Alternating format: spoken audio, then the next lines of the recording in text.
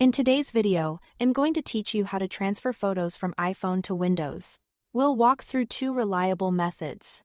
First, the Windows Photos app, which I recommend for most people because it organizes imports nicely. Then, a manual method using File Explorer, which gives you more direct control over your files.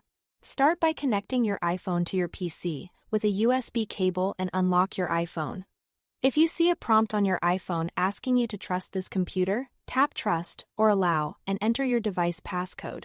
This permission lets Windows read your photos. If you don't accept it, your computer won't see the iPhone's photo library. For the Photos app method, open the Photos app on your Windows PC. In the top right corner, click Import, then choose your iPhone from the list of devices. Give it a moment to scan. You'll see thumbnails of your photos and videos. Select exactly what you want to bring over, or choose everything if you are moving your whole library. When you are ready, click Import. By default, Windows saves these into your Pictures folder, often inside an Imported from iPhone subfolder.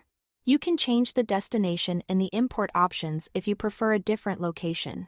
Keep your iPhone connected and unlocked during the transfer, and let the process finish before unplugging to avoid incomplete copies. If you'd rather move files manually, use File Explorer. With your iPhone still connected and unlocked, open File Explorer and click this PC on the left. You'll see your iPhone listed as a device. Open it, then open Internal Storage. Inside, you'll find folders labeled by dates or months, each containing your photos and videos. Open the folder you need, select the items you want, copy them, and paste them into a folder on your computer, like Pictures or a project folder you've created. If it's easier, you can also copy an entire folder to your PC to grab everything in one go. Copying instead of moving is a good habit, so your originals stay on the iPhone until you confirm everything transferred correctly. That's it. Thanks for watching.